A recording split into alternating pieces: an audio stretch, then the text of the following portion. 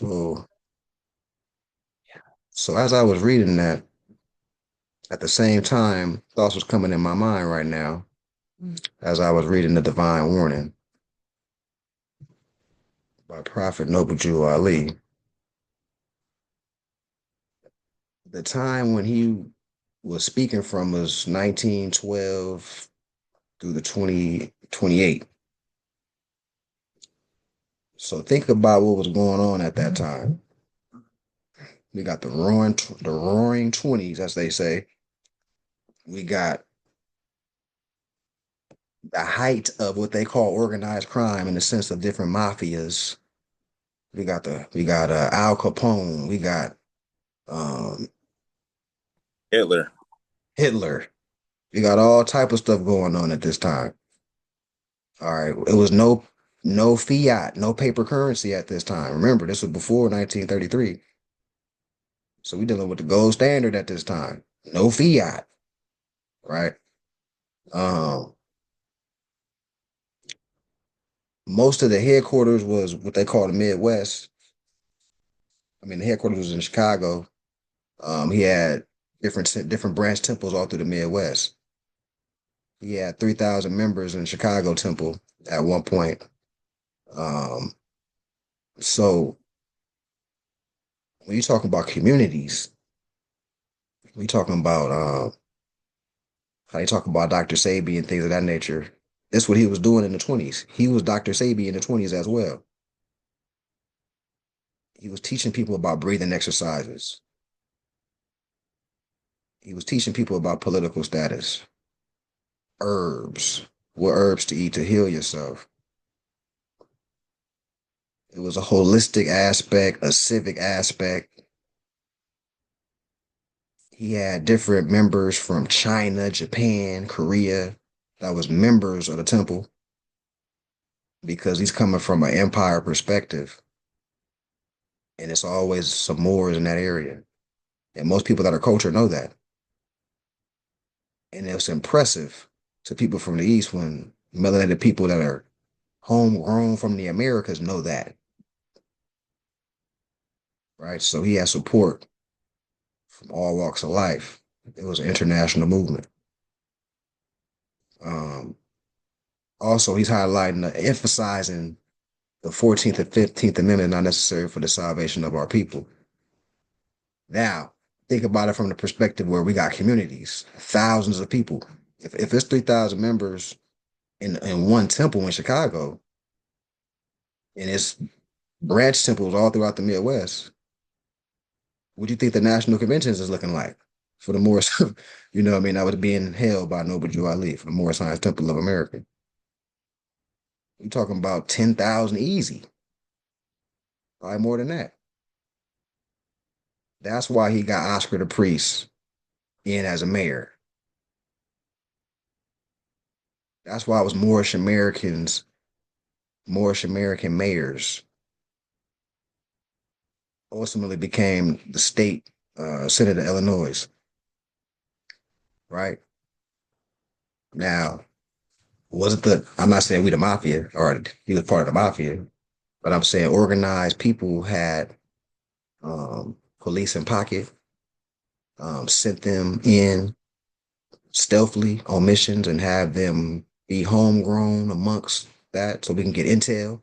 Remember, the Sultan, we already went through his hadiths or his oral statements. He's a general and a prophet. He had a nation state. He had military. All in the 20s. Look up when you start looking through the FBI archives and seeing the stuff that got redacted and blacked out. Just because it's blacked out, just read everything else. It's gonna tell a story, right? They're gonna redact some things to make Noble Drew Ali not look as powerful as he was. But this man was a general. This man had international relationships. This man was bestowed a sombrero by the president of Cuba. And he's also the reason the Nation of Islam flourished because it's from his knowledge that them two peons went and started that nation. And I yield. Exactly. Exactly. right? So these things that was coming to my mind as I was reading the Divine Warning. The time period, what he was doing, the lens he was speaking from. So when he's saying go to City Hall at this time, he's saying go to City Hall with an intelligent tone because look, it's a community of us and it's documented who we are. So all you gotta do is speak with an intelligent tone, right? The matter of fact, on this hoodie right here, that's the National Convention. That's a convention, right? Multiple day event. You had city hall members attending that because it's government to government. That's what the treaty is. It's an international relationship. We saying, look, we descendants of the empire that has sultans here. Y'all the pilgrim crew, ultimately United States crew. We did have a treaty. We resurrecting that. That's what was happening. And he Pilgrim ain't Crew. even got you. Don't even, you got something? No, go ahead. Benjamin, you got something? No, I was just saying Pilgrim Crew is comedy. Oh yeah, yeah, right. The We Pilgrim Crew of the United States or whatever. My yeah. bad, dog. I was just funny. We not part of the pilgrim crew. We're not the But New yeah, England. 74 were colonies, you know what I'm saying? So like that's what it is. They didn't have much. Like our and budget, just help us right quick. It's like, all right, more thing to do. But, you know, just to add to that what you're saying, yeah, they definitely don't have much here. They definitely are just living off our virtues, of what we don't know. You know what I mean? And the lack of, quote unquote community.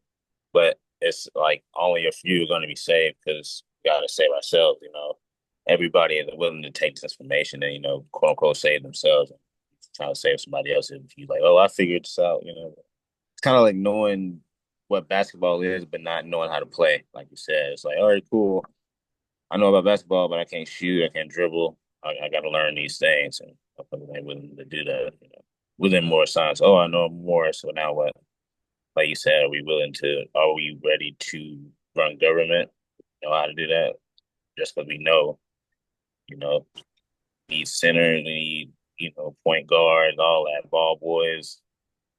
Everybody just like, yeah, yeah, yeah. I know who. I'm a hooper. It's like, hey, here, let me get a bounce pass right quick. Yeah, yeah, What? yeah. A Let me see bounce that pass. jump shot. Let me see what that form looking like. Put a Let bounce me see. pass, and they don't even Yeah, know they got a bounce pass. yeah. With that left hand and that right hand, you go both directions. Like, yeah. Yeah, yeah. Everybody want to hoop. You got conditioning. You last Yeah. the whole game for up and down the court, right? So Now you that and oh yeah, I was like, hey, but you got to get your wind up. You can't just jump in those, tribunal rules saying I'm this and that, and not knowing how they, adjudicating there. I'm saying it was like basketball. You grab your ball, go down to a court, and they don't pick you up. Like, first of all, we don't know who you are, status, what have you done, what are you connected to, what's your skill level. Even with this, just every day we come into the court, just kind of getting our skill level together. So when we go out there, we can, kind of approach the defense properly. I'm not just saying, hey, I'm more connected to this and listen to me. It's like, no, you gotta really know how to talk to him. And that's where the individuality come in. Like when Brother Mafi, when he's, traveling and everything, he comes across policy enforcement there. That's how they will quote unquote play basketball. You know what I mean? And various places just gotta know how to play quote unquote basketball. And everybody can't hoop. So it's like you get to get exposed out here, when it's like cookies. But I right, right, right, right. yeah, Yeah, that up. and a piece of love to Cali exclusive, man. Whoever came in late, all that basketball analogy was an analogy for us saying if these colonists and all the powers that be like, look, y'all Moors, y'all right. We gonna step away. Everything y'all saying is true. This y'all land the whole nine. What would be the next move? We will have to organize together, set up government, make elections, responsibility, and so that's why we are saying right now, it don't matter what they talking about. What's more important is us uniting and doing just that. We're not waiting for nobody to say, "Oh yeah, y'all right." What's the point of that? We just need to do it. It's gonna. Facts. That's the bottom line. Is it Um, safe to say, Sheik, is it safe to say that we should recruit for the society within the infrastructure, like a person who may have knowledge at solar power, a person who may have knowledge at botany, a person who may have knowledge of agriculture, like advanced knowledge, more than what we might know. You know what I'm saying? Would that be safe to say to like recruit in that type of manner so we can have an expert in every type of situation that may come about as far as our survival and our means to survive and strive without dealing with the powers that be? Yeah, Is and that that, is and it that, safe? Mhm. yeah, Yes, yep, and exactly right. that's what comes with the territory because that's why we're trying to get the land. Mhm. It's prerequisites because me personally, I know I speak with a lot of people. I've been speaking with a lot of people just by the nature of what I do. I'm in the public. I'm talking with the public 5 days a week. So I have a Rolodex of people that once we get the land, I know solar panel people. I know, you know what I'm saying? And everybody in the society need to be doing the same. They should have a network of their friends, family, people that, you know what I'm saying? And what happens is and as we grow, as people join the organization, they're gonna have skill sets. You know what I mean? They might be farmers and they like the message. Now they join the organization. We got a farmer. You know what I mean? So you just gotta as we keep being active, the law correspondence. Because after all, what we trying to do that honorable, it's in harmony with nature. So more people gonna respect it than not. You know what I'm saying? Unless they boxed in and whatever their real reasons is. But more, you know what I'm saying? So we gotta stay on it. It's just And, not. and oh, one more thing, y'all. I'm sorry to cut you off, brother Ben. I apologize. Look, It's straight. another thing. Once we get a little bit of stability, bro, we got to keep our recruitment at a personal level. Because let me give you an example. Like, say you go on social media and you just talking to talker, you being neutral, but you telling the truth. You might offend some people, and we might have to worry about volatile stuff happening within the society or trying to happen to the society. So I think it's very smart and it's very tactical for us to stay on a personal level, because when you have it on a personal level, you get to read that energy, you get to see what you up against if you do want to talk and try to give this knowledge to this person and recruit them. You understand what I'm saying? We don't want bad people, because every great society had they Henry Hill. You feel what I'm saying? And we don't need no Henry Hills in our circle, bro. You know what I'm You know, saying? I was gonna say I have brothers inboxing me constantly asking about nationalization, and I tell them to, it all starts, starts in the heart first, and I tell them that they have to accept themselves first before they can do anything. Paperwork is not going to change your condition. What's Correct. going to change your condition is your mindset. So I always instantly tell people that because I can't sell you your nationality. I can't do that. Your nationality comes through the womb, through your mother. So you now got to unlearn all the miseducation, indoctrination, the MK Ultra, the Stockholm syndrome, the cognitive dissonance. You have to now rid yourself of all that and relearn and retool your mind into a national mindset. That's where I start out right now. I'm not trying to get you to go get a nationality card. You're not prepared for that. So go and, stand in front of a mirror and each and every day through repetition, call yourself a Moor. Call yourself a Moor and use the term black. Challenge yourself. I'm not going to use black all day long. I'm going to refer to people by their nationalities and say it and use that as a tool to step out into the public and become more and more comfortable. Now you're able to start taking in the instructions. Now you're able to start getting the civic knowledge of all of this. Now you're able to stand on your own square and be able to articulate this information in a high scientific, high cultural way. You get what I'm saying? I yield. I'm sorry. Word. That was awesome. Islam. Perfect. Yeah, that was cold right there. I think you said it best. Mhm. Yes, sir. Yes, sir. But I noticed like a lot of people I bump into, they want a handout. Like they're not really trying to put themselves out there to learn it themselves. They want you to tell them everything and guide them step by step type shit. You know what I'm So, saying? Oh, excuse my language. I forgot we recorded. But yeah, I bump into a lot of that too. Like, oh, so what do I do for this and what do I do for that, man? And I tell them, I'm There's like, man, no you got to study, bro. I started from the bottom. I'm only like almost a year in, bro. Like, you see me, like, yo, this is real. Like, you got to study. You got to take the time. You know what I'm saying? And I tell them that, the great quote from Larry Bay. What was it? 18 minutes a day.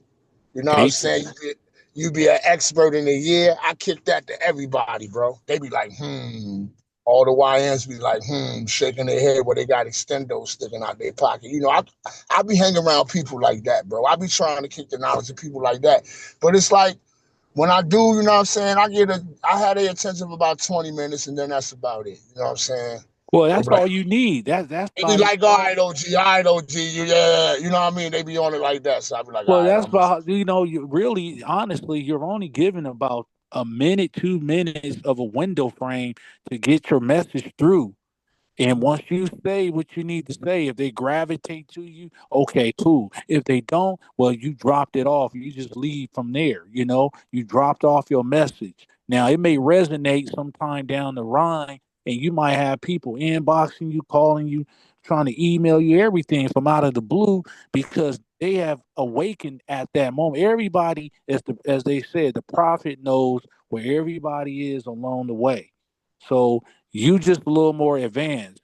Some other people, it's still going to take time for them to receive this message and know that they have a bona fide nationality, and they need to start working their way back into being into a free national name, right? So yeah, man, I yield. I just wanted to jump in and say that I yield. Islam. to. All right, so I'm like, oh man, I'm tripping. I forgot we got two. Okay, yeah, let me get to the demonstration because we got two demonstrations, mine and Brother Benjamin Bay. Mm. So I'm gonna kind of accelerate, run through mine, but still, any type of question we can go into it. Um, this should be a review, but I would imagine how we're gonna go into it to be maybe new for some. But it's good to have these things in our conscious mind.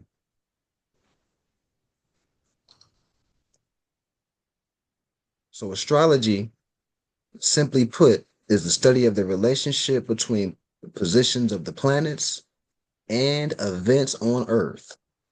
Astrologers believe that the positions of the sun, moon, and other planets at the time of a person's birth have a direct influence on that person's character, life path, and destiny. There are 7 major planetary forces that affect the planets and her people. One is the sun, or Domingo. That's how you say Sunday in Spanish or Latin, Domingo, which is the day of the sun. The giver of life represents our conscious mind in astrology. It represents our will to live and our creative life force. The sun is our ego. It is also our adult, the part of us that censors our inner child, that reasons things out and makes final decisions. The sun is our basic identity. It represents the self-realization. When you are asked, who are you? In your past, your basic statistics and occupation, your answers will be a description of your sun. The sun also represents our overall vitality. The sun directs us and can be considered the boss of our chart. The sun is also the sun is so important in the chart that the happiest people on earth are those who identify without over identifying with the sun's expression. Though one might think that the traits of their sun will come easy to them, the truth is the sun shows what we are learning to be. It is very important to remember that the sun represents reason as opposed to instinct, right? And these are masculine, masculine trait would be that logic. Obviously, the feminine or feminine energy, the trait would be intellect, right? That's why we got 2 hemispheres of the brain, one dealing with logic, one dealing with intellect. So we have masculine, feminine within everything, even language, all right? Moreno, masculine, Morena, feminine, right? All ancient languages. Hermetic principles. Everything has what? A male and female aspect, or masculine and feminine aspect, right? So second is the moon, lunes, Monday. That's what lunes, Latin, Spanish, that's what Monday is in ancient language, which means the day of the moon. Let me blow this up a little bit. There, there we go. That's a lot better for y'all. I know y'all appreciate me for that. Um, in astrology, the moon is the ruler of Cancer.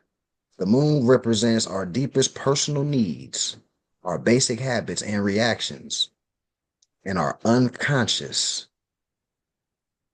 Where the sun acts, the moon reacts. How do we instinctively react or respond to problems? What do we feel we need for a sense of security? Look to the moon in your natal chart for answers. Moon is associated with the mother and with feminine energy in general. Moon is both our inner child and our inner mother. It is responsive, receptive, reflective. The moon is our spontaneous and instinctual reactions. And now we're talking about right logic, now we're talking about instincts and intuition now, right? Just as the moon circles the sun in a symbolically protective manner and reflects the sun's light, the moon in our chart shows how we protect ourselves as well as make ourselves feel secure, comfortable, and safe. We can also think of the moon as that which gives us animation. It rules rhythmic, right? Rhythm, ebb and flow of activity and energy.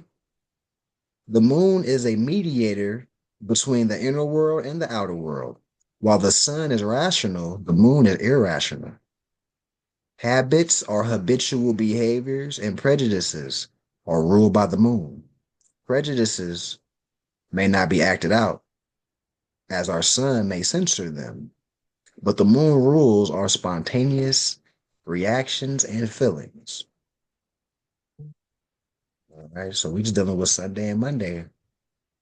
That's essentially what we're dealing with right now.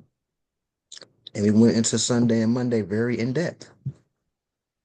It forced us to go deal with the characteristics of the sun and moon. All right, so let's continue.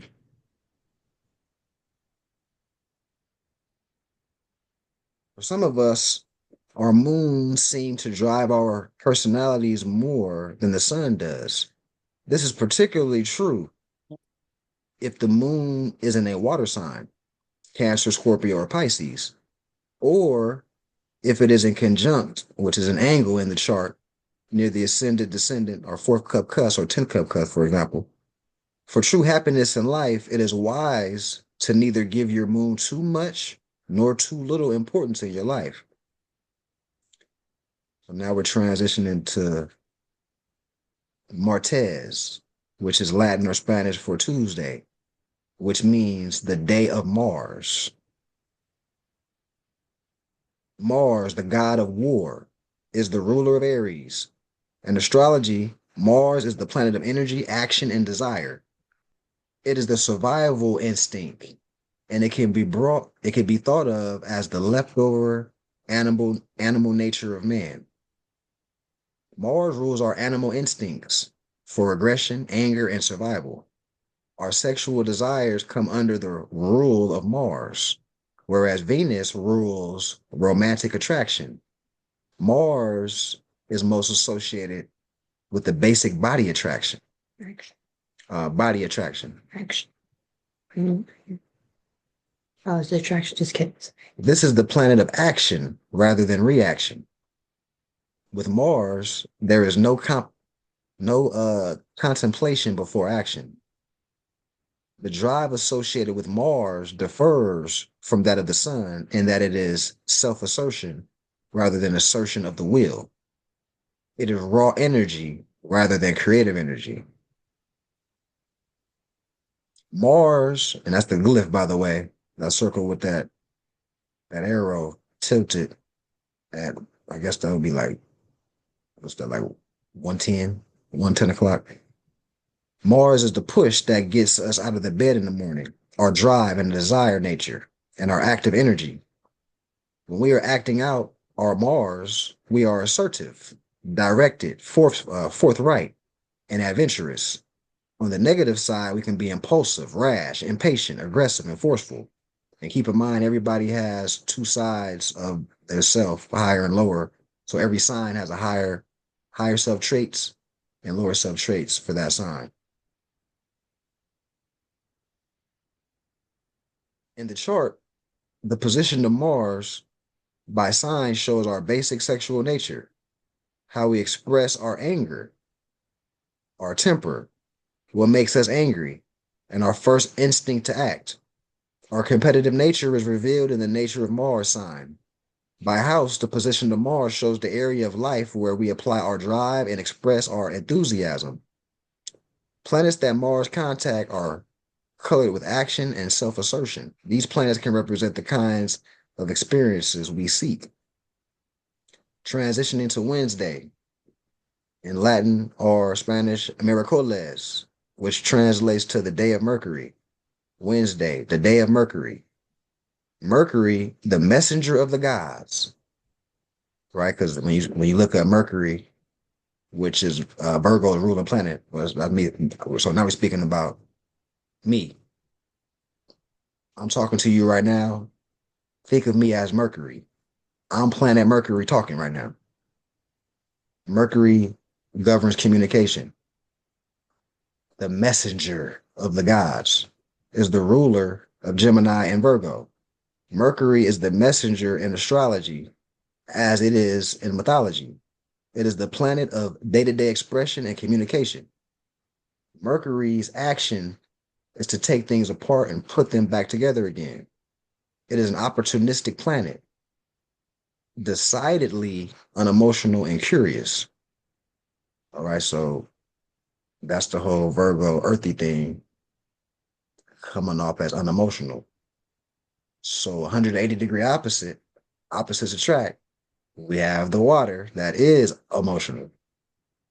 The Virgo needs to incorporate that to be the perfected man. Not only have logic, but tap into the empathy. Now I'll become great. Everybody has their things that make them great. Typically, it's the 180-degree opposite, which forces you to have discipline and do things out of your box, which makes you a greater person.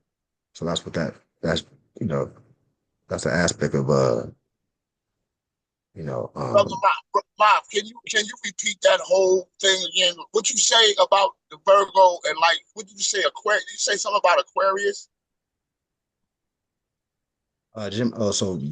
Mercury rules Gemini and Virgo, and we're both.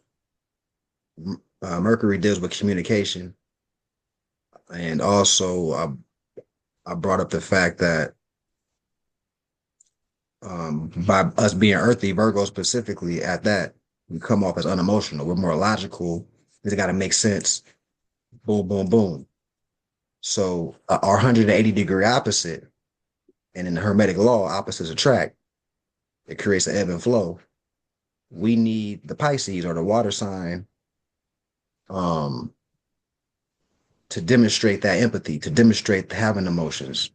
We need that in our mix, in our toolbox, and that takes us to a higher level. As they say in the Quran, perfected man. Yeah.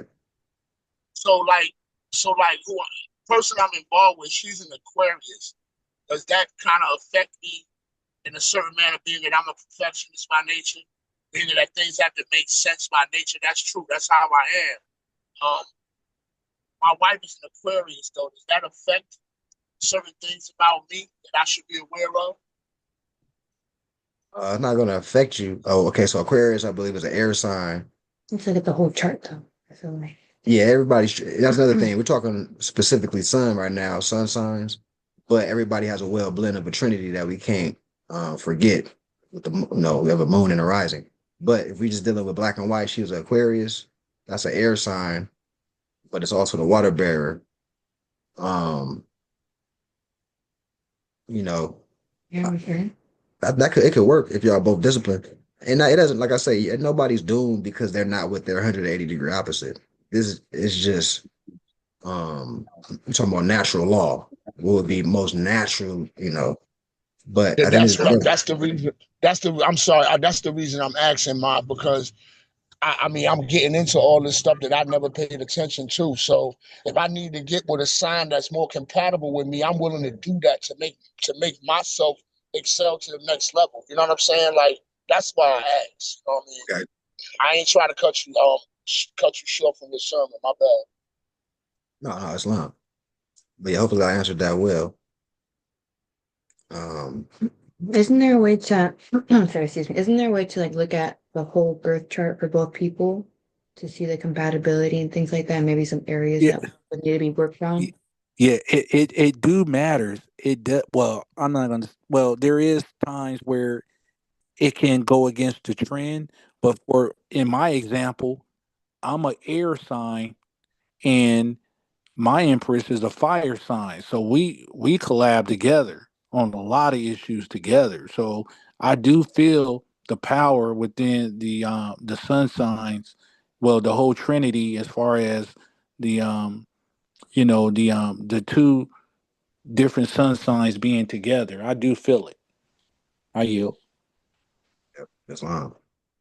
I agree. But yeah, but what Nana was getting to was basically, yeah, if y'all both can get y'all chart done, no matter what y'all signs is, you and your consort, um, or significant other rather, just get y'all chart done and then y'all can get more in depth, and see where y'all gotta be more flexible or more tolerant or whatever the case may be. Work on it. Yeah, work on it. Yeah, that's the whole key is making those adjustments. But y'all both gotta know yourself and then put it out there so y'all both can know that y'all all both everybody can know herself, himself, whatever. Um, okay, so let me go on to the next slide.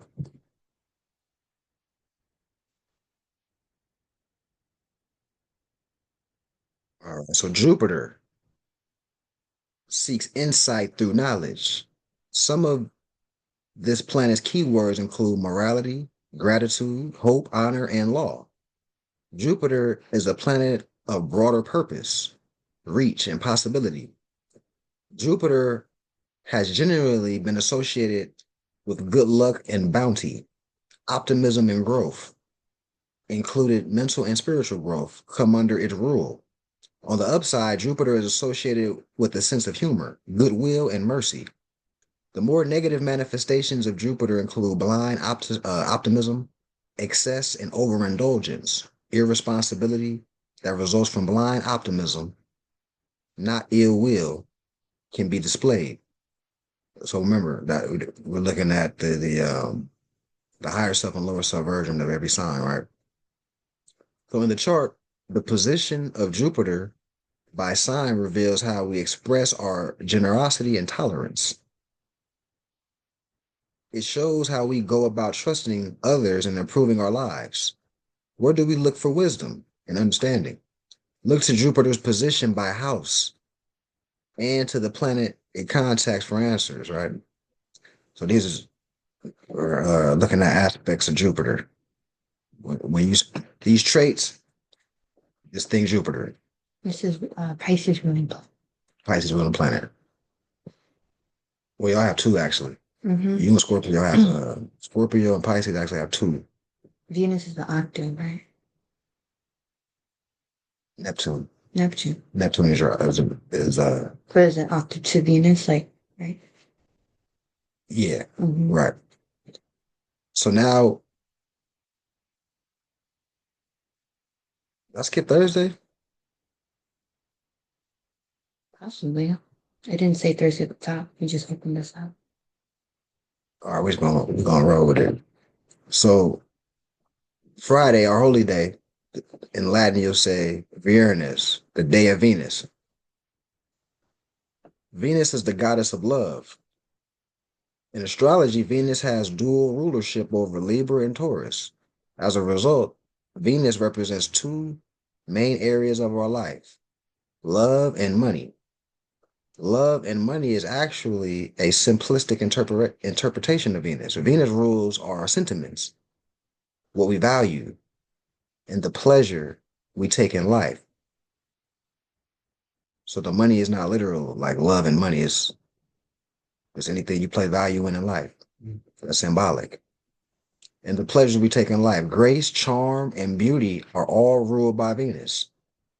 Through Venus, we learn about our tastes, pleasures, artistic inclinations, and what makes us happy. We look to Venus in the natal chart to see how we approach relationships of the heart, as well as what gives us pleasure. Do we enjoy the give and take of relationships? That's Venus in Libra. The security our relationships give us, that would be Venus in Cancer. Or the thrill of the conquest, that would be Venus in Aries.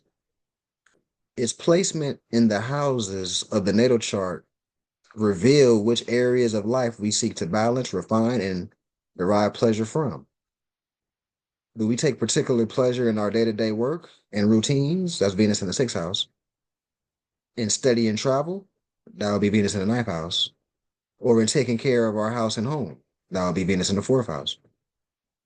We also turn to Venus to show how we spend our money, the types of gifts we buy, and how much we spend on leisure activities, not to mention the kinds of leisure activities we seek out. Traditionally, astrologers have interpreted the position and condition of Venus in the natal chart differently depending on the gender of the native. All right, so so the reason for treating Venus in men, let me see.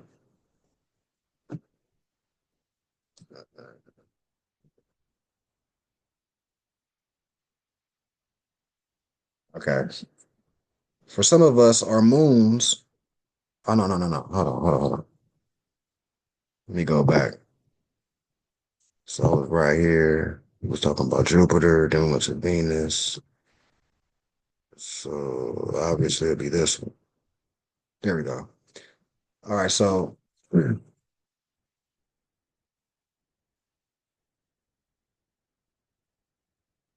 his Venus, okay, when a man doesn't own or identify with his Venus, the energies will be projected onto the woman he meets and relates with. Similarly, women are thought to more easily relate to and own Venus qualities.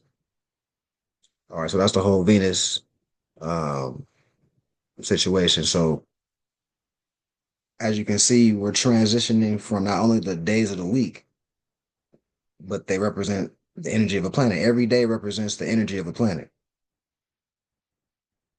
All right. So it's good to know those energies so you can see, kind of like what's a forecast for today, sets the tone. So Saturday in Latin or Spanish will correspond to Sabado, which corresponds to the day of Saturn, is the ruler of Capricorn. In Greek mythology, that's a little inside thing. We was watching the Ottomans, and Constantine was the head of Byzantine that Muhammad II shut down, but the Byzantine didn't like the Catholics, but they were willing to link up with the Catholics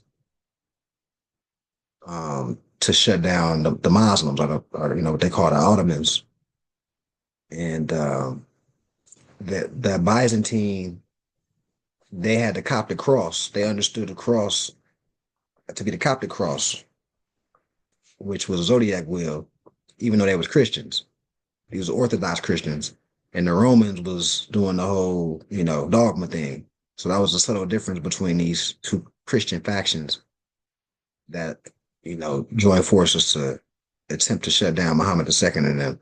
And then we was in Buena Park and we saw a Greek church, and it had the copper dome on top of it. It was Moorish architecture.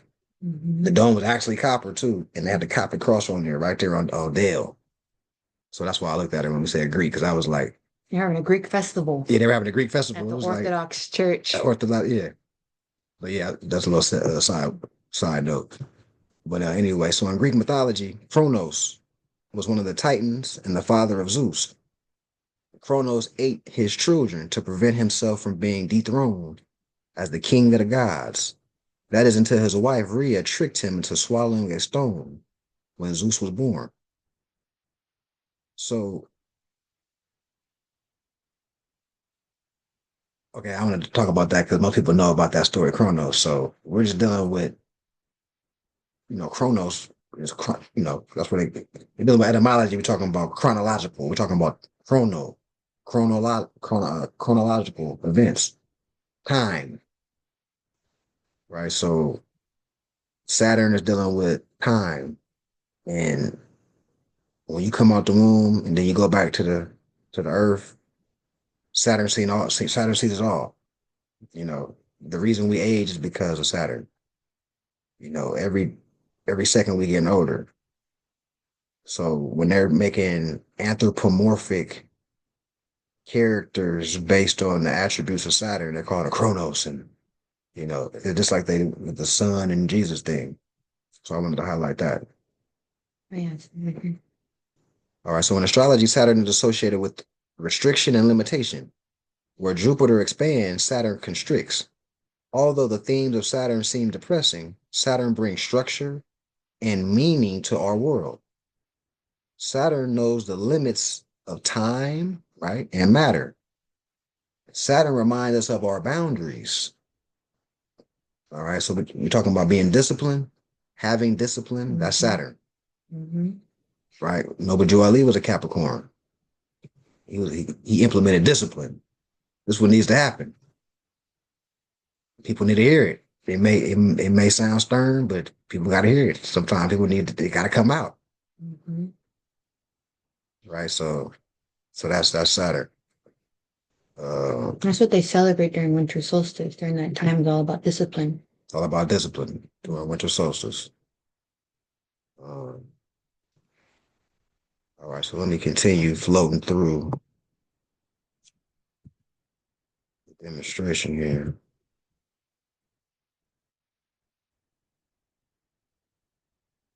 Oh, they didn't just do that. It's very just. It take a long time to load it. I was so like, man, they didn't want me to show this.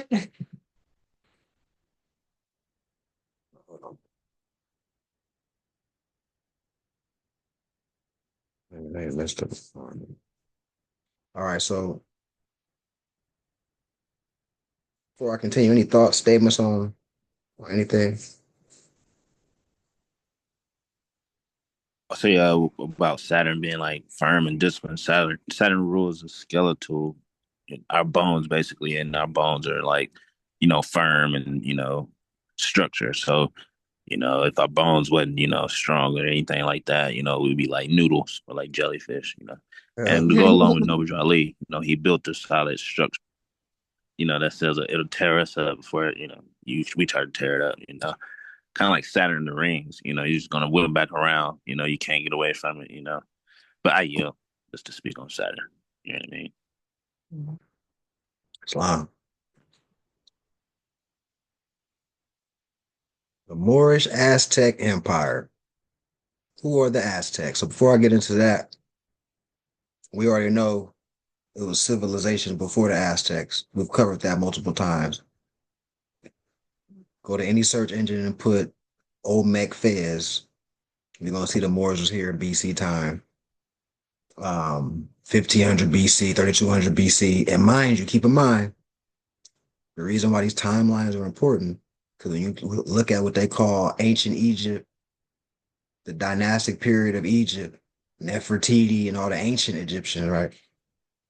You're going to see that they had the old kingdom period was a dynastic period that corresponds to the period that the Olmecs were building pyramids in Mexico.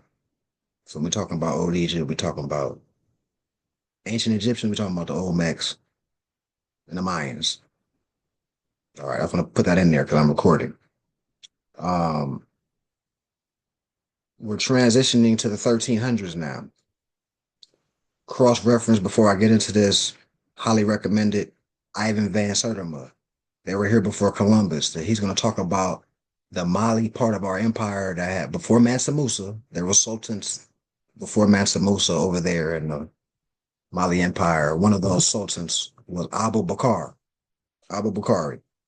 He was a sultan that left with a fleet of 10,000 people of his government and came to the Americas.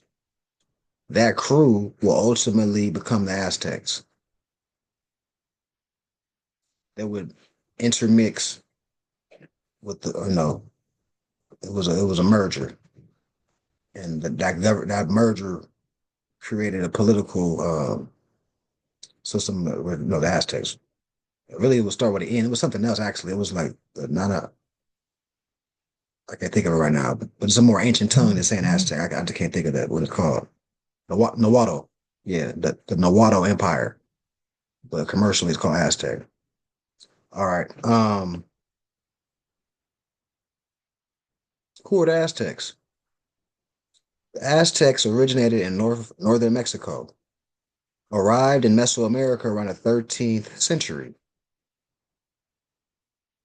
From their magnificent capital city, Tenochtitlan, the Aztecs emerged as the dominant force in central Mexico, developing an intricate social, political, religious, and commercial organization that brought many of the region's city-states under their control by the 15th century.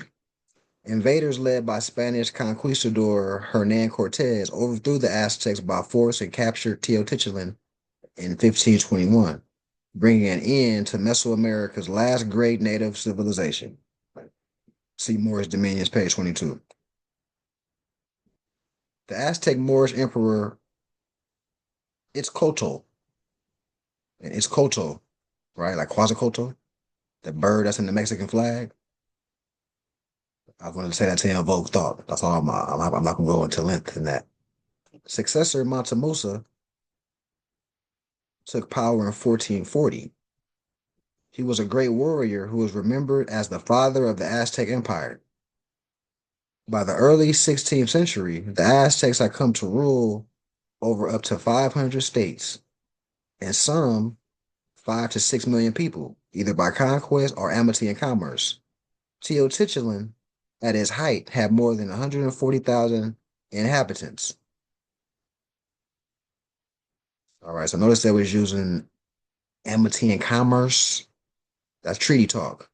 That's the nickname for any treaty and peace and friendship anywhere. It's also known as amity and commerce. So this is before the 1700s. Our people was doing treaties.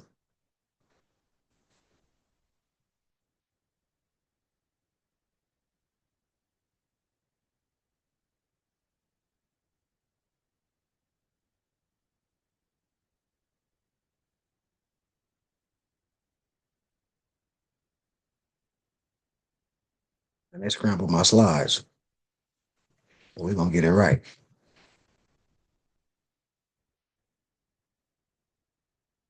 Ain't gonna do that. Anyway.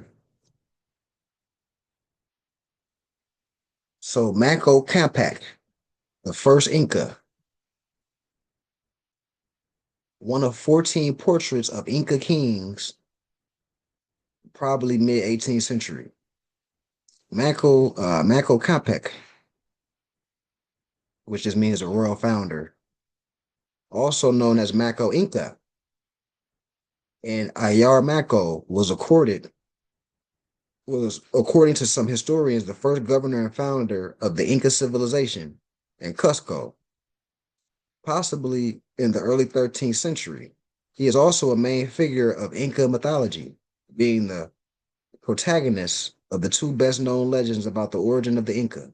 Both of them connected him to the foundation of Cusco.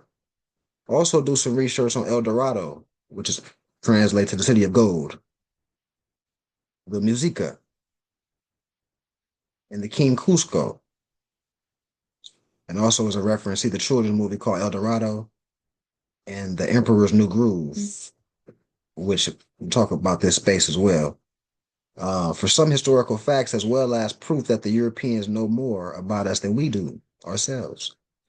So notice the crescent moon, the feminine features, as our rulers were mostly women and written in history as being men, to remove the feminine principle from government. And look at the lion behind her. So we're talking about this picture right here. Let me blow this picture up. We got the crescent moon on a royal headdress of sort. And we know from the adept lessons, anytime we see any type of crescent, well, that's just flat out a crescent moon. Sometimes there'll be horns, which represent the crescent moon, the new moon. But this is just flat out a moon. Also, we're talking about Reconstruction, the great book burnings, making people look more lighter than they are. They also made us, we had more women leaders than was put on. Most of the people they saying as men was actually women. If they're talking about like indigenous people of the Americas, heads of clans and all that. Because we already went over maybe a couple months ago the quote unquote Iroquois Constitution, Iroquois Confederation, the 5 tribes that came together that showed the Pilgrims how to run government. That's why the first 8 presidents were melanated, because they had to show the Pilgrims how to run government. They all came from the Iroquois. Remember Benjamin Banneker Bay? He was a prince. That's why they called the Prince Hall Masons, and they honored Benjamin Banneker. Remember he went through that demonstration? So in the Constitution of the Iroquois Confederation, remember it said who appointed the chiefs? The clan mothers. The clan mothers appointed the chiefs of the region. Remember, if it's an empire, that means you got kingdoms within the empire. You got states within those kingdoms, right? And then you got clans within those states. So a chief is not a chief is just a head of, you know what I mean? But the head of the chief had a head. The chief had somebody more superior in rank, and that's the clan mothers. They don't talk about that. So I want to emphasize that because we needed to know history. That's the bottom line. We needed to understand what's going on or what happened. Because it lays the proper, once you know your history, you can know how to move forward and explain this to people. To do great missionary work, we're telling our people all we do is expressing our own history to the people. They're not talking about this K through 12, so we got to do it. But we first got to know it to do it. All right, so one thing I want to highlight too, the coat of arms of the North States fighting against the enslavement of Moors. They call it the Liberty Cap.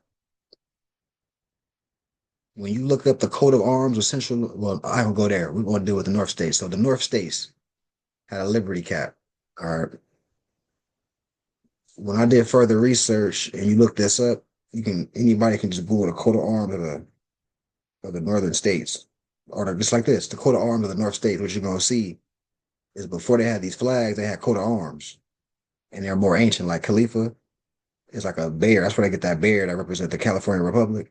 It comes from something. That bear has an origin, and it came from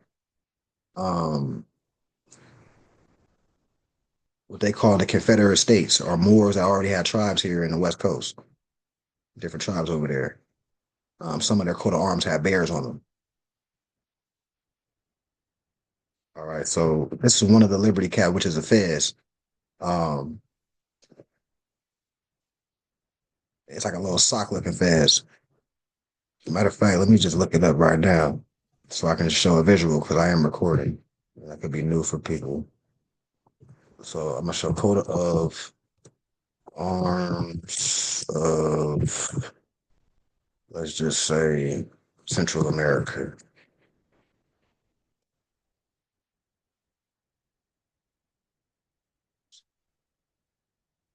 All right, so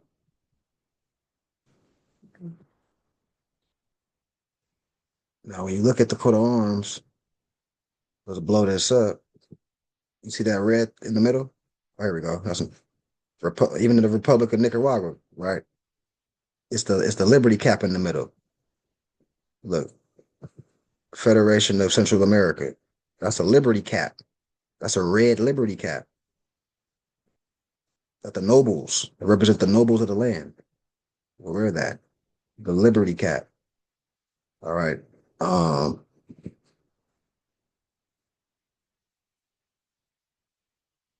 Look, El Salvador, look. Same thing. It's the liberty cap. That's what the Moors wore.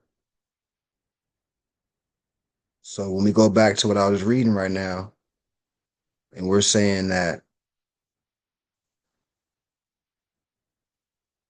this liberty cap right here, it look more like a sock type of fez. Also look at the zigzag man. Anybody that bought some zigzags ever in their life, it's a guy with he got a Albanian military. The Moors was the military wore those same type of fezzes, and he got that type of fez on. Just as a reference. So some of the Moors fought in this. As a matter of fact, remember Muhammad was watching the Ottoman. Mm-hmm. Remember there used to be Slavs, and then he rose a couple of the Slavs up, and that was Muhammad's frontline military. Mm-hmm. They had that same socks. Remember? Mm-hmm. That's they're called the Janissaries. Look up the Janissaries. Muhammad II, the Janissaries were the front line of the Ottoman Empire, which used to be Slavs that we raised up, showed them how to, art of war strategy. And that was our front line. We sent them to go sit Constantine, to go attack them. Constantine and the crew. So just a little background on the Liberty Cap. All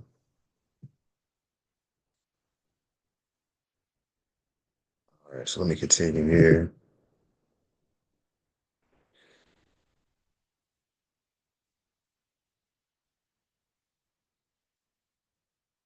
Any thought statements, question while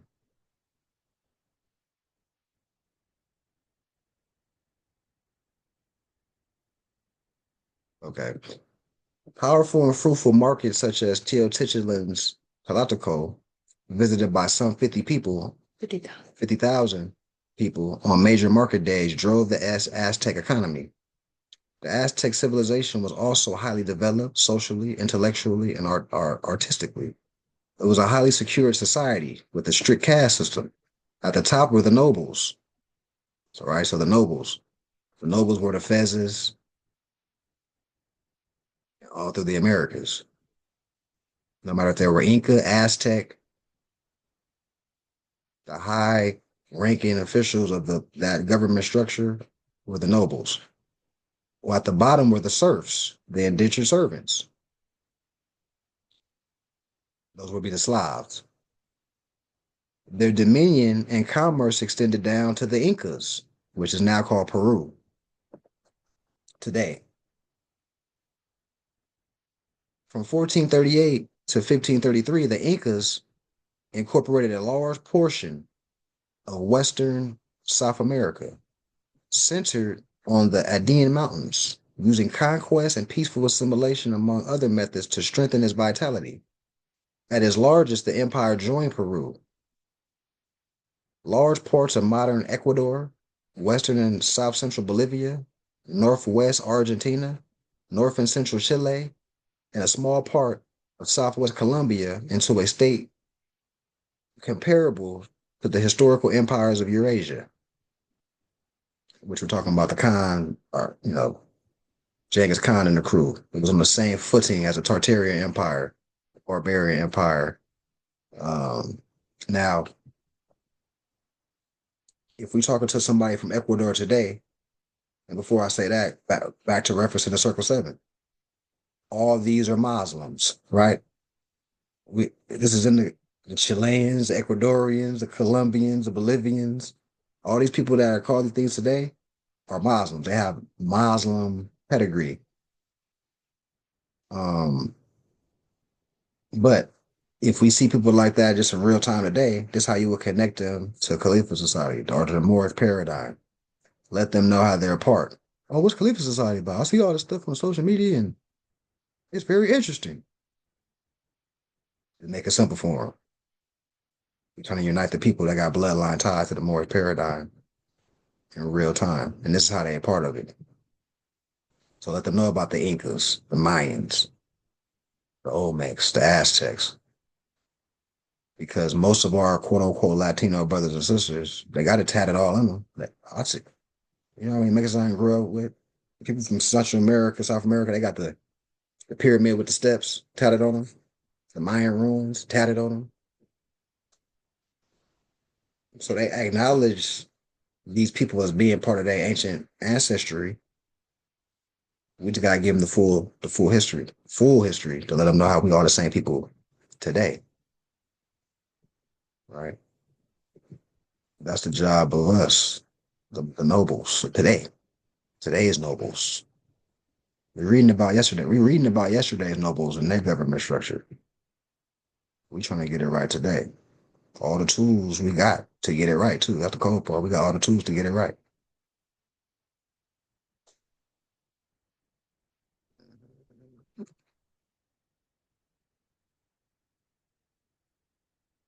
It is also known by all scholars that the conquistadors of South America were called Christian. It's also known by scholars that the Americas rightly belonged to the Moors and the native inhabitants are known as Moors. Hence, the reason Christopher Columbus had to have a Moorish navigator to get here, and a Moor who spoke Arabic and Latin to translate with the Moors already here. When one studies, you will find connections between Arabic and Latin or Spanish. So keep these things in mind. Christopher Columbus, that's his commercial name, had to have Moors assist him to even get over here. Once he got here, it was Moors that were here, and then the Moors that showed him how to get here had to translate because they was both the same people, both Moors. So Moors from Al-Andalus assisted him to get over here because the Moors of Al-Andalus knew it was Moors over here in America. It was an empire. We've been going back and forth. Once he got here, he didn't know how to speak the language of the people, but the people that assisted him getting over here did. And they was talking like they was long lost cousins.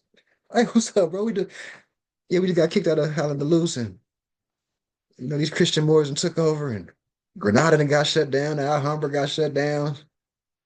So we over here trying to, we got sent over here to help these people. You know what I mean? So Christopher Columbus looking at it like, oh man. So I want to shed a different little light on that whole situation. I won't go too in depth on that.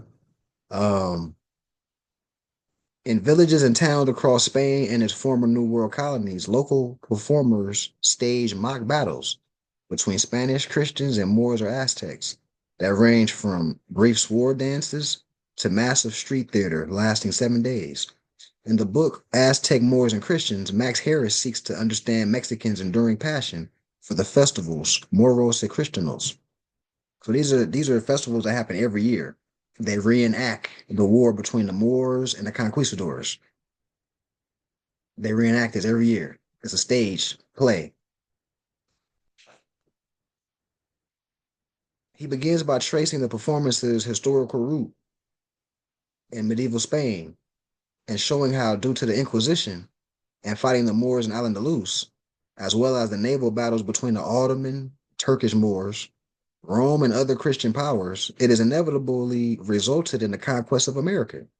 The mock battle also shows how they fall in line with part of the pre-contact Aztec astrological calendar rituals as our ancient societies waged war, civilized abandoned lands, established trade routes, and other day-to-day activities according to the cosmology and cosmogony, cosmogony. Mhm. So everything was based on the stars. We didn't go to war unless the stars was aligned properly. Everything. Government structure was based on that. Who to have a union with.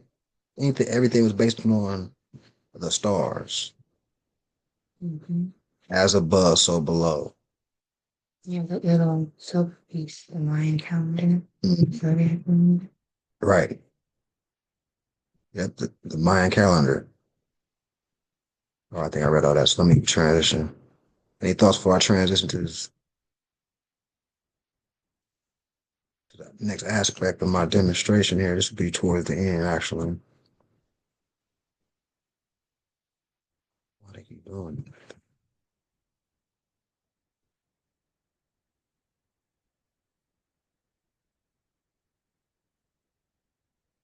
So, with the defeat of his army and the fall of his capital, Mexico entered into negotiations to end the war. The treaty called for the U.S. to pay 115. No, hold on. Let me back up here before I get into that. I forgot it's another portion. I got to get into this first.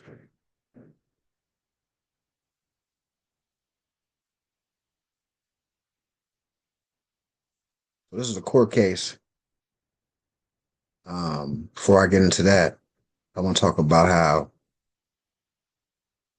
there's no coincidence the area of Guadalupe is brought up when dealing with the Aztec Moors.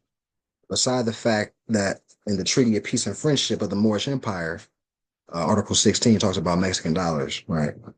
So I wanted to say that before I get into this court case. So now this was 1946 case, Amaya and others versus Standard Oil and Gas Company and others. It's a 1947 court case.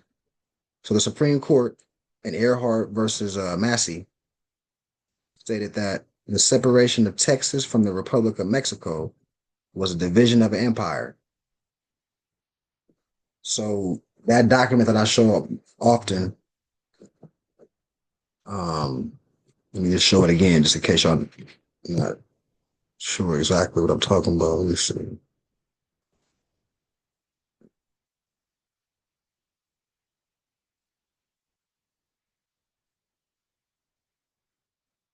So this is a document that I'm referencing before I continue. So we're talking about the annexation of Texas and how is Texas now is no longer Mexico, and then the boundaries that got set from the Bravo River was separated. What was the Anglo-Saxon, i.e., the Pilgrim crew, well, the new Anglo-Saxon at that, the modern Anglo-Saxon, because we was the original one, but you know, where it talks about Mexico probably belongs to the Moorish people and all that stuff. 1845, the annexation of Texas.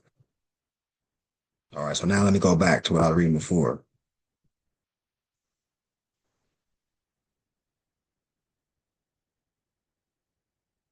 So that annexation of Texas is what being referenced in this court case. They said the separation of Texas from the Republic of Mexico was a division of an empire. The division of the empire, right? You're talking about going back to the Aztec, Inca, you know, the Republic of Mexico, the indigenous governments that were already here. It was a treaty. The treaty was called the Treaty of Guadalupe. The Treaty of Guadalupe Hidalgo. So now I can continue reading. I want to lay a little foundation before I kept going. So now let's look at this. So the separation of Texas from the Aztec Moorish dominion was done after a series of wars and the signing of Treaty Guadalupe, the Treaty of Guadalupe. Now, this is also called the Treaty of Peace and Friendship. It was not just one, it was a series of them. This is one of them. All right, so the Treaty of Guadalupe Hidalgo on February 2nd, 1848. The lands involved in the suit of Amaya versus Stanlin were within the areas associated to the Europeans and are within the protection of Article 8 in the treaty, requiring title of Mexican citizens to such lands to be inviolably respected, and that by that article of the treaty of lands involved in this suit were secured against any passage by Congress or by the legislature of Texas of any statutes of limitation, forfeiture, or prescription whereby Mexican citizens not established in Texas might lose title and possession of the lands. Plaintiffs see that they cannot recover if the statute's limitation of Texas can be lawfully applied. Oh, I cut it off. I think it's the other half on the other slide. So the Treaty of Guadalupe, officially titled, I think that should be the next slide. That should, yep. Yeah, right here, bang. All right, so the Treaty of Guadalupe, officially titled Treaty of Peace and Friendship, limits and settlement between the United States of America and the Mexican Republic. The peace treaty was signed February 2nd, 1848. That's was that in harmony with the other document I just showed you from the congressional record, talking about Mexico probably belongs to the Mauritanian races. That's all going on. That's all this is in the same play, dealing with that treaty. Between so that's what the whole Mexican War was about. They call it the Mexican American War, but remember these are not true Americans, these are the foreigners. So now you have more comprehension on that if you didn't before.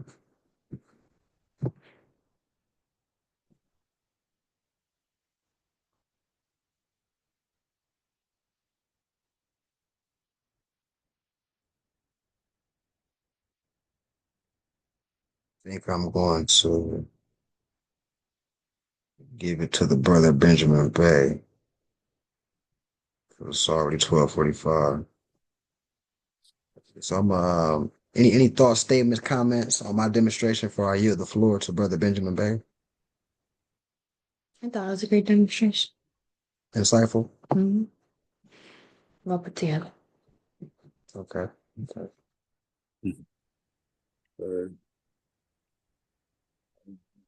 All right, so let me yield the floor to the brother. Let me give him access to. In the meantime, All right, you got it. You got it, brother Benjamin Bay. it's all right, bro. All right.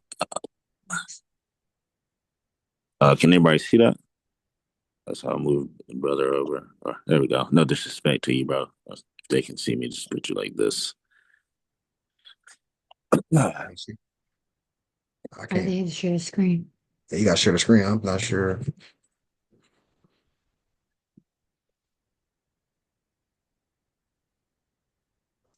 I don't know if anybody else can see it. I just can't see it. Just head share. There we go.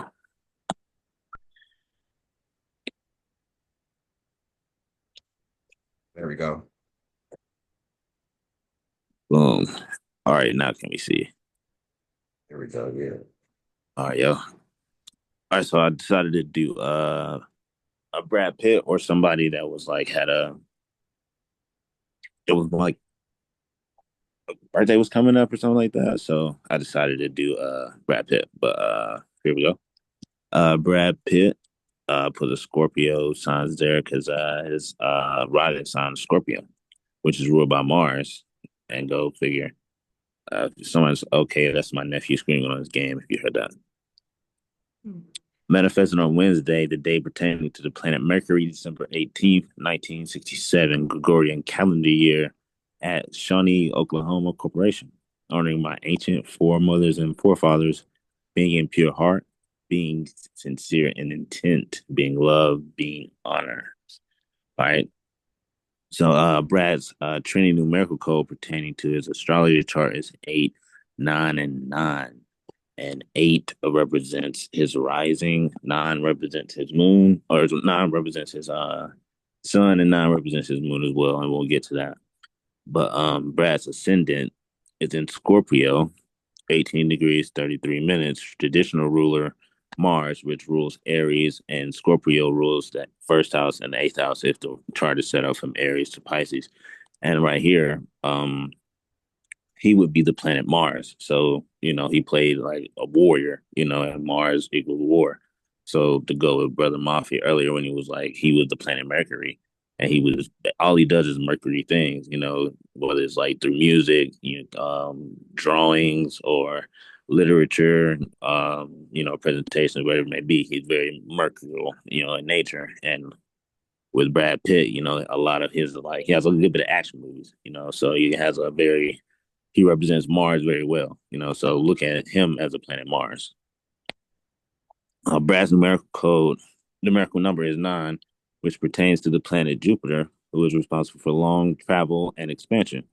Brad's moon numerical number is 4, which pertains to the moon, which is responsible for our mother and home life and where we are the most comfortable in life. And right here is Brad Pitt's chart. As you can see on the left with the rising sign, you got Scorpio right there.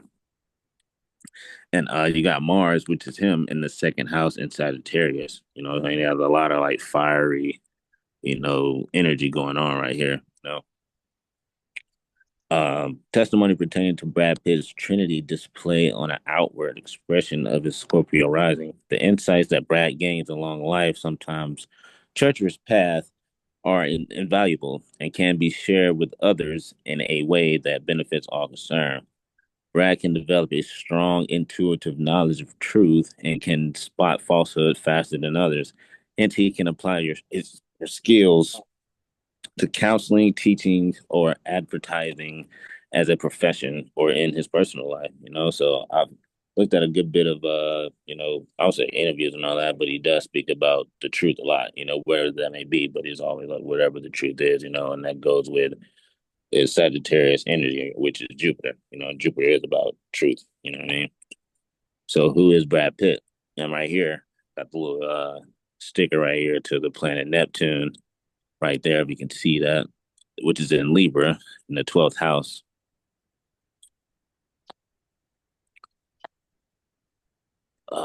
Brad Pitt at times could feel overwhelmed by the undercurrents of the world. He may escape from reality, which is 12th house, with daydreaming and fantasies, which are 12th house activities. He has a strong and compassionate nature at times. Brad has the ability to view human relationships from a more spiritual overall viewpoint. Brad lacks confidence in his artistic ability or in his relationships. He must learn to believe in himself and avoid being drawn into the psychic realms as he still has to learn how to deal with the practical side of life. And right here I found a couple articles that could, mirror, his Neptune being in the 12th house of daydreaming and things like that. So as a student at Kickapoo High School, Brad participated in school musicals, but originally he wanted to be in advertising art dictators. Like we read about that earlier. He studied journalism at the University of Missouri in pursuit of that goal, but quieter aspirations was the product of his childhood. Loved movies to become an actor, began to grow louder. His dreams, 12th house, finally seemed tangible at his last semester at the university when he realized I could leave. That's Jupiter, long distance travel in Sagittarius. Um, on whim, Brad dropped out of college, just 2 credits shy of a degree, packed up his Datsun, and headed west to Los Angeles. Brad told his parents he intended to enroll in the Art Center College of Design in Pasadena, California, but instead spent the next several months driving a limousine. He chauffeured strippers from one bachelor party to the next and delivered refrigerators while trying to break into the Los Angeles acting scene. What is Brad's purpose? So your purpose, you find Uranus in your chart, and his is in the 10th house in Leo right here, and I got a little sticker pointing to it. It'd be the darker color mode right there. Uranus in the 10th house. Brad will enjoy an unconventional career through which he can contribute something original and worthwhile to society. And 10th house is, society, in the world, he may feel restless within one profession and find he is sometimes wanting a total change in another direction, total change in life direction cause Uranus is about sudden change. Uranus in Leo, then Brad is a part of a generation which seeks the freedom of individual expression. True individual creativity becomes important, particularly through the culture and the arts, and that's the whole thing, is acting, And right here I got an article about him leaving one profession and going to another, a sudden change from acting to something else. Pitt has sustained interest in architecture, even taking time away from film to study computer-aided design at Los Angeles offices, and renewed and renowned architect Frank Gehry. I guess that's what that is. He narrated E2 Design, a PBS television series focused on worldwide efforts to build in environmental friendly structures through sustainable architecture and design in 2000. So that would be like a social, thing he did. He broke away from, you know, taking films, and acting to something that could benefit humanity, and did. And right here, we got Brad Pitt's Annual Perfection. So it's where, he currently is in life right now. So in the 10th house, in the public once again. So Brad Pitt's 10th house, the public and profession. This includes social status and his profession, his chosen profession. It can also show how he can crave recognition. In Virgo, which is ruled by Mercury, Brad is hardworking, critical, and exacting in his perfection. He prefers order at work and like to be recognized for his standards and detailed work. He will find it difficult to work in surroundings that are not ordered and can be quite critical of disorganization. Putting things in order at work is one of his gifts at this moment of this alignment. So, and that's the end of that. So right now he's like, 60, 61 or something like that, and he's basically organizing things in his life right now, and those things may be in the public, but I yield. Wow. Mhm. Yep. As above, so below. And these are great examples on how we can diagnose ourselves, forecast, etc. You know, and this is why we were known as the seers. For different government structures, people will come to us to see what's going on. What decision should we make? Is this the right move? All that means we understood the heavens and the stars. Um, so I'm gonna read a verse from the Circle Seven and close out in prayer, and see how everybody feeling. Thank you for the demonstration, Benjamin Bay. Oh, I thanks for appreciate asking, bro, for sure. I'm glad I could do that for sure. As long. Yeah, as I was listening, I started looking at my birth chart too. I was like, what did he say that was? Let me see. I want to read some more things on myself as Oh we're yeah. going through that. Mm-hmm. Shout out Brother Mafia for the springboard. Basically I was like, well, I can use him saying he's Mercury. And I love the movie Troy, so I was like, I was right up my alley. It was kind of like easy for me. Kind of like, oh dang, for sure. And then like, with him, the Jupiter thing and him being with Miss Angelina Jolie or whatever, they did a lot of philanthropy work, and that's Jupiter again. So whether they knew about it or not, it was being Mm-hmm. expressed on Earth. You know what I mean? And I thought it was like super tight again. So it's like you can't. It's not like you're trying to prove it wrong, but it's like wow, dang, here it again. Here it is again. You know? Mm-hmm. As above, so below. So I yield. Yeah. Mm-hmm. Wow. I appreciate you, man. Well, this is chapter 30. Holy instructions from the prophet, social duties.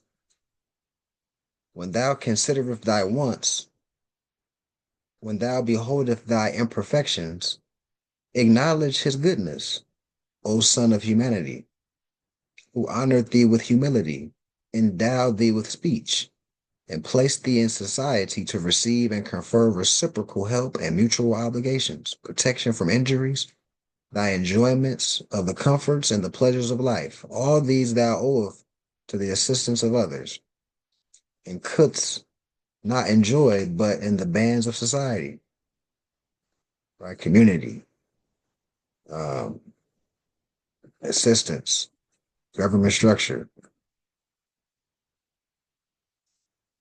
It is thy duty, therefore, to be a friend to mankind, as it is thy interest that man should be friendly to thee. That's that reciprocal.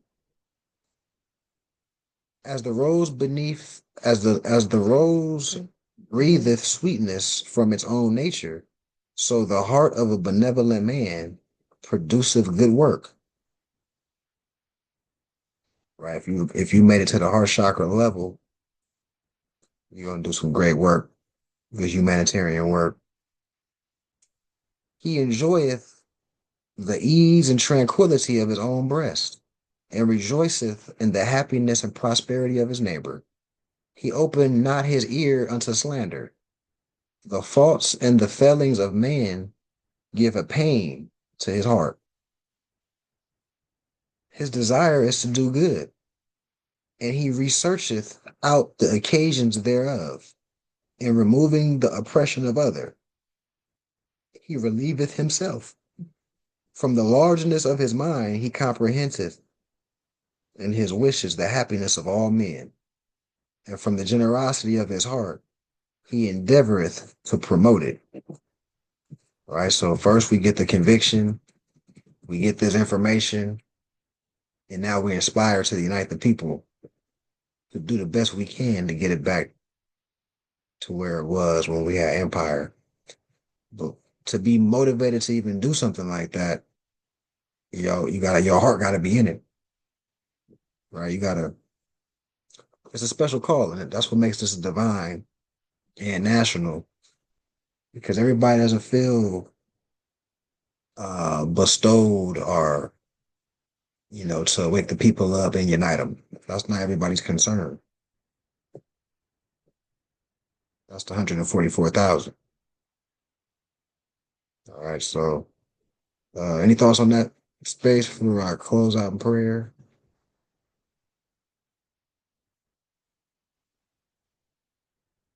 Nah, I'm not sure muting. But nah, man, for sure. You do these out there. Not everybody in the chat, but everybody watching this in the future. Just handle we doing our duty right now. So that's tight. As well. Social duties. Yeah, like right now, social duty every you're every single day, bro. So you're an example of people, keeping their game tight, their Morris game tight. Sir. Social duties. Yeah, Islam. All right, so Allah, the Father of the universe, the Father of love, truth, peace, freedom, and justice. Allah is my protector, my guide, my salvation, by night and by day, through his holy prophet, Noble Jawali. Amen. So I'm gonna turn the recording off and just see how everybody doing.